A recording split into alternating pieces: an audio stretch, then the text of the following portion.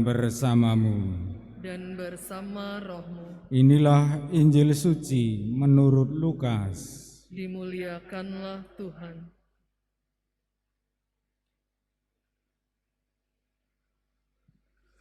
Sesudah dicobai iblis di padang gurun, dalam kuasa roh kembalilah Yesus ke Galilea, dan tersiarlah kabar tentang Dia di seluruh daerah itu. Selama di situ Ia mengajar di rumah-rumah ibadat di situ, dan semua orang memuji Dia. Lalu Ia datang ke Nazaret, tempat Ia dibesarkan. Dan menurut kebiasaannya, pada hari Sabat, Ia masuk ke rumah ibadat lalu berdiri hendak membaca dari Alkitab. Kepadanya diberikan kitab Nabi Yesaya, dan setelah membukanya Ia menemukan nas di mana ada tertulis, "Roh Tuhan ada padaku, oleh sebab Ia telah mengurapi aku untuk menyampaikan kabar baik kepada orang-orang miskin, dan Ia telah mengutus aku untuk memberitakan pembebasan kepada orang-orang tawanan dan penglihatan bagi orang-orang buta, untuk membebaskan orang-orang yang tertindas, untuk memberitakan tahun rahmat Tuhan telah datang." Kemudian Yesus menutup kitab itu, mengembalikannya kepada pejabat, lalu Ia duduk, dan mata semua orang dalam rumah ibadat itu tertuju kepadanya. Lalu Yesus mulai mengajar mereka, katanya, "Pada hari ini genaplah nas tadi sewaktu kamu mendengarnya." Semua orang itu membenarkan Dia, dan mereka heran akan kata-kata indah yang diucapkannya. Demikianlah sabda Tuhan. Terpujilah Kristus.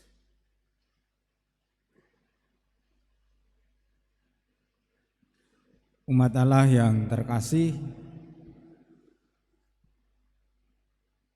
surat pertama Rasul Yohanes yang kita dengar tadi berbicara tentang cinta kasih.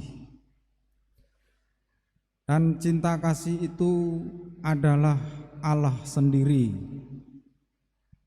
Dan barang siapa mengasihi Allah berarti juga harus mengasihi sesamanya. Maka setiap orang harus punya pengalaman dikasihi Allah.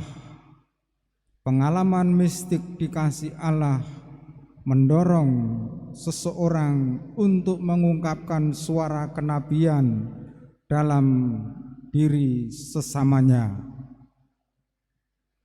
Yesus setelah lepas dari pencobaan iblis di padang gurun, Ia sungguh mengalami dikasihi Allah, dan Roh Tuhan ada padanya. Roh Tuhan menyertai Dia.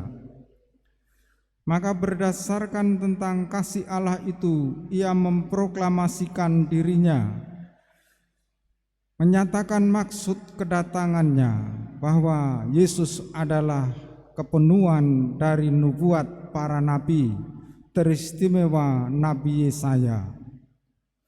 "Roh Tuhan ada padaku, oleh sebab Ia telah mengurapi aku untuk menyampaikan kabar baik kepada orang-orang miskin, dan Ia telah mengutus aku untuk memberitakan pembebasan kepada orang-orang tawanan dan penglihatan bagi orang-orang buta, untuk membebaskan orang-orang yang tertindas, untuk memberitakan tahun rahmat Tuhan telah datang." Pengalaman dikasihi Allah oleh Yesus diwujudkan dalam pengalaman mengasihi sesamanya. Dan seluruh karya Yesus, pelayanan Yesus untuk mewartakan bahwa tahun rahmat Tuhan telah datang. Kita yang punya pengalaman dikasihi Allah harus ikut serta dalam proyek Yesus ini, dan keikutsertaan kita adalah dalam rangka mewartakan tahun rahmat Tuhan telah datang. Allah sedang bekerja dan kita diikut sertakan dalam karya pelayanan Allah ini. Dan moga-moga setiap orang yang melihat perkataan dan perbuatan kita semakin memuliakan Allah karena kata-kata indah yang kita ucapkan, terutama karena perbuatan kita. Orang semakin memuliakan Allah dan semakin mengalami dicintai Allah, juga dicintai kita sesamanya. Mari kita mewujudkan kasih Allah, dan nas Nabi Yesaya tadi harus menjadi nas kita, tergenapi dalam kehidupan sehari-hari minimal sepanjang tahun 2022 ini. Nas itu kita nyatakan dalam kata dan perbuatan. Mari kita satukan doa-doa kita bersama persembahan di altar.